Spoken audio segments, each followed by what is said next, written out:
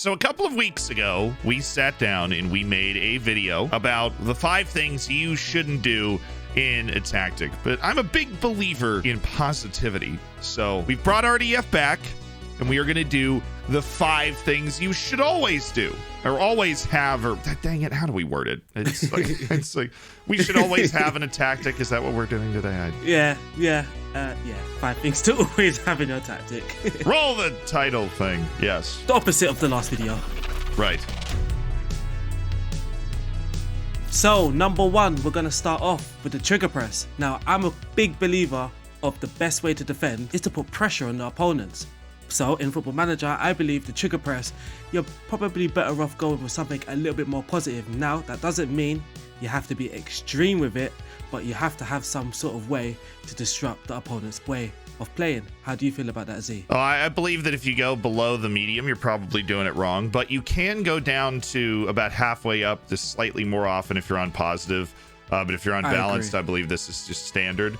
But if you're doing that, at least have counter press on. You need some way to try and engage the opponent, especially if you're not playing particularly high lines. If you do not have some sort of press on, I mean, we're not encouraging a gegenpress style all the time. If you watch the modern game, the teams that win do at a certain point, when a team gets to a certain point, trigger their press once they cross that line, and they're able to try and force turnovers to put pressure on people that are on the ball. That's what we're encouraging you to do here. But there will be a lot of people that are accusing us of just being gegenpress merchants. So I'm trying to get around that. Yeah. I mean, it happens a lot with me as well. I have a lot of tactics that are more positive with the pressing, but a lot of people would just say it's gegenpress, it's high pressing.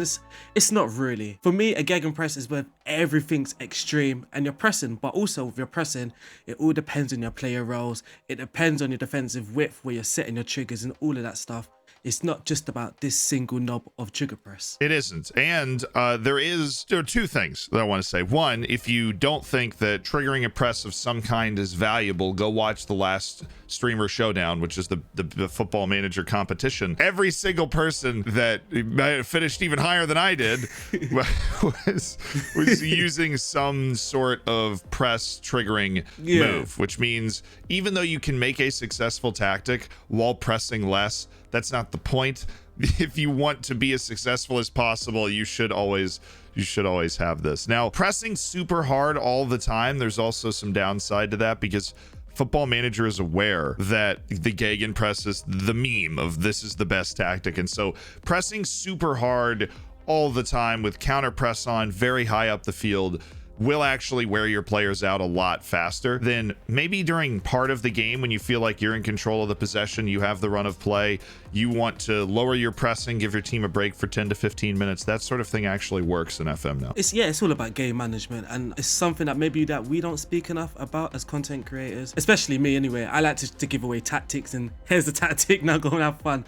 But there's also about game management as well, like you said, especially if you're 3-0, 4-0 up as well in 70 minutes, you don't necessarily need to continue to press high. You can just let yourself go a bit, just not the trigger press down. You can even take off, get stuck in if you have it on, even though we told you not to use it. You've got the intensity bar up there, it helps you. Make sure you look at the intensity bar, that really does help. And we're headed to number 2, but before we get there, obviously this is not just me making this video. RDF Tactics is here too. If you've not seen his stuff before, maybe the previous video that we did together, the links are down in the description. And if you keep going, you will also find a Twitch channel where I stream Football Manager 5 days a week. And maybe you don't even like Twitch. It's a big, scary world out there on the internet. We have a live YouTube channel down there too, where you can keep track of the streams as episodes, and then you're on your way back up. And if you missed RDF the first time, you can hit him again, and then on your way back, all the way to the video, there's a subscribe button, you can hit that. There's just so many opportunities in life down there. I just wanted to make you aware of that. You can use that for whatever information you want. Also, thank you everyone as well for following me the first time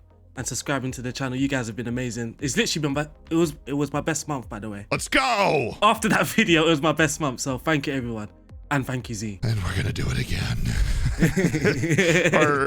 or something. Right, number 2, have someone to stretch the field on each side. And this is important because both of us have seen tactics where everybody is cutting in or not holding the touch line and you end up with 15 guys in the middle running into each other, and you have no ability to stretch out the defense. Now there are a bunch of different roles that can stretch a team, from Metsalas coming from the inside, to wings on the outside, to forwards that have get wider in their instruction, to wing backs and fullbacks that you're telling them to stay wider. And you might not know this, but on a wing back, you actually have to tell them to stay wider, because wing backs can actually float around now. This isn't something they were doing really in past years, but they can do this year. One of those people needs to stay wide, because you need to give the defense something to pay attention to out there, or else being narrow is not going to be an advantage. Football's about space. Football is all about space. And for me, I like splitting up the pitch in vertical channels. So you've got 5 channels. You've got the left side. You've got 3 channels in it. You have 3 channels in the middle. And then it's just like, it's so easy for me. This is how I create tactics, and it makes it easier for me. And it's just basically, it's easier for you to make tactics. Having someone out on the wide flanks is always important. And you see it with Pep Guardiola himself. It's the way you can move defenses that way. You can open up space in the middle. If you have everybody coming inside, it's fairly easy to defend. I could just tell my team, look, sit back, make the middle compact, and then basically I'm stopping your route to my goal. But if you then start playing with wingers and stuff and start confusing my brain, and I have to get the fullback out, that creates a gap in the middle, and then someone from the middle can run through that gap, and then I have a problem.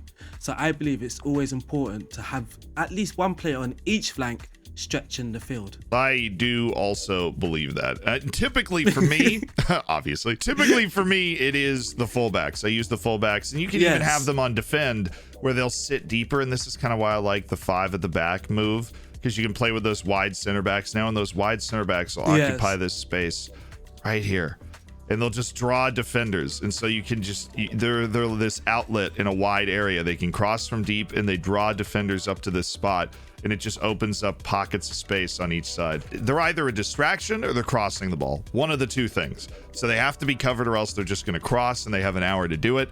And if they do get covered, then like you said, those channels are available, and all of a sudden the defense is outnumbered. Exactly. It's just the way you can move the opposition's defense. You don't necessarily have to have your winger getting down the byline and sending crosses in every 5 minutes. He can literally just be the option out wide. You pass it to him, they shift over, he can pass it back into the middle, and then you're creating space. That's all football is about, in my opinion. Yes, yeah, a bunch of people starting to put like little skinny lines of tape over their tactics. Oh, here's the 5 channels where we're going.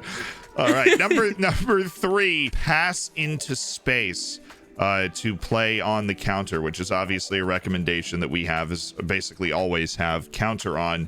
And when you always have counter on, you should basically always have pass into space on. Why? Because you want to take advantage of the counter attack. So once you win the ball, if your players look up and your players are on the counter movement, they're running forward, especially your pacey wingers as well and your forwards.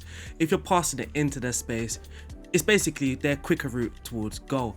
Now, if you're passing it to their feet, it can kind of stop the counter attack. It can kind of slow down the counter attack, and it all depends. If you're playing on the counter, it's likely you got fast players, and the best way to utilize your fast players is pass it into their path rather than into their feet. The passing into space, really the only time this isn't going to work is if you have a lot of players across your front line that don't actually have at least decent pace. Right? The pass into space, you'll often see this. What it does is it gets the defense turned around, and when you're on the counter attack, so you're distributing the ball quickly, or when you turn it over, your team's looking to go, right? You win the ball and then head up, looking to go. There's going to be space behind those guys, whether it's to an advanced forward or something. Exactly. And playing in the ball into the space instead of passing the ball to the person can be the difference between being in on goal or being in on the wing, and letting the defense recover in front of you. Exactly. And it's kind of a general rule. It's not us telling you that you have to use pass into space every time you use. I would say out of this whole list, exactly. Out of this whole list, this is the least do this all the time. It's more always do this in a particular situation. Exactly. If you are throwing the counter punch, you must be passing into space to attack. Exactly. But I would like to preface that with,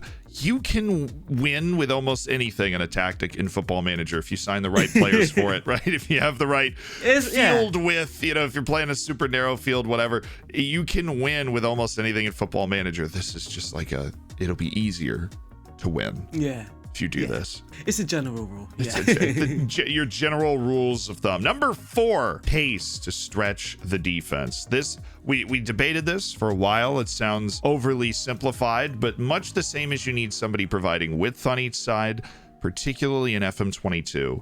You need somebody who can stretch the defense vertically and has speed. This can be an advanced forward, but it also can be a winger or an inside forward or an inverted winger that just happens to be really explosive. So that if they're playing anything resembling a high line, or even they're on a standard line of defense, you have somebody that is dangerous, that is threatening for them. Because if none of your players up top have speed, then they can continue to push further and further up, and you don't have a threat to push back against them. Not to mention that speed is very valuable in the FM22 match engine and just in general in the game. Yeah, it helps obviously with the previous point as well about passing it into space. If you have strikers with pace, stretching the defense, passing it into space, you could be causing all types of problems. But pace, it works with many tactical ideas. It's not just with fast-paced football. Tiki-taka, for an example.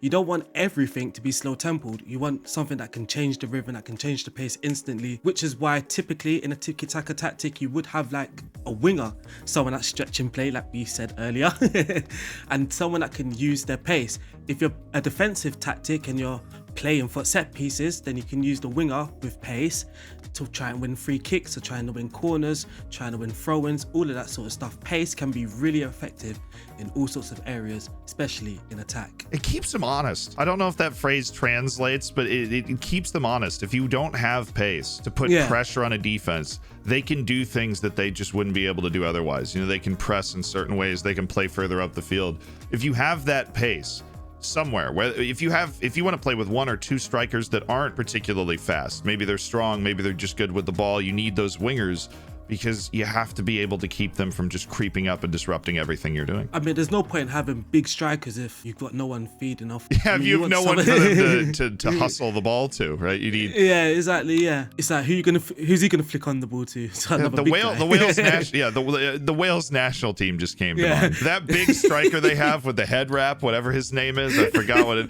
He is Keith Moore. Yeah, Keith Moore. Kiefer Moore, right? That's it. Yeah, that's it. Yeah, it's Kiefer Moore. He is useless if he doesn't have Gareth Bale and Dan James on either side of him. Exactly. If you pay too much attention to Kiefer Moore, then all of a sudden those guys are going to cook you on the outside. And if he does win the ball, both of those guys are there. That's a good way for you to think about why you need some pace to put pressure on them. But you can also have Kiefer Moore. I mean, who doesn't want that hunk of man? That's whew. Pace is important for a lot of things, and I don't think a lot of people realize that. Even if you're pressing high, your line of engagement, you're basically asking your strikers to set the pace, to set the press.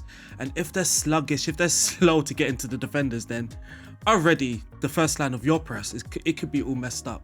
It could be, not that it will. If somebody's pressing too slowly, then they're just out of position to defend the passes that are coming later because they can't actually put pressure on somebody. But that's for a pressing school video that we're gonna make at some other point. What is number 5, RDF? The piece de resistance, the final answer. Number 5, make sure you have I've written this wrong.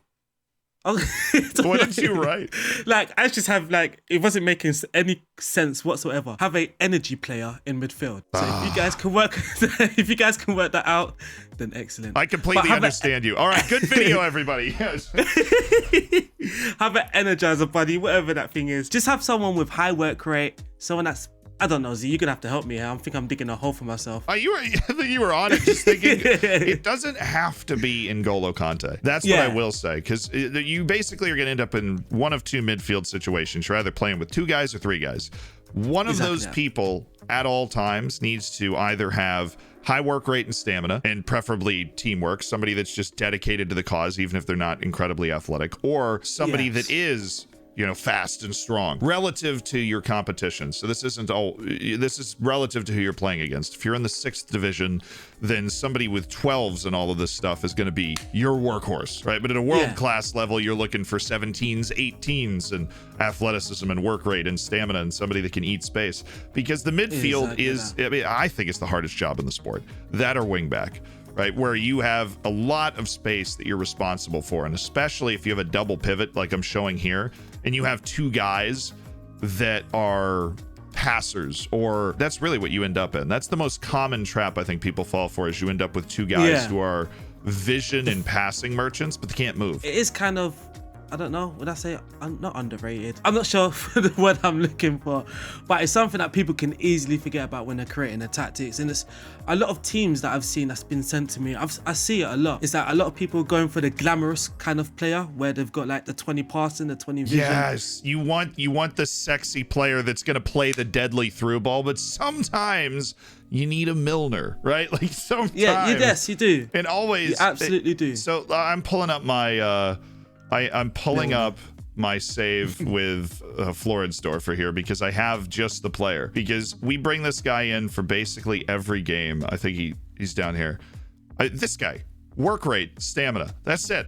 That's how he's got 14 pace. He's not particularly quick, but this dude pops up everywhere. Yeah. He's getting worse right now, Exactly. but we'll have a conversation about that, man to man. I'll go talk to him. But this is the type of guy, and it's the balanced midfielder that's not sexy. It's the one that isn't playing the super great passes. But you find a ton of these midfielders when you're playing the game. They're like 11s or 12s at everything, or they're the ball winner type where they have a bunch of work rate and they have a bunch of stamina.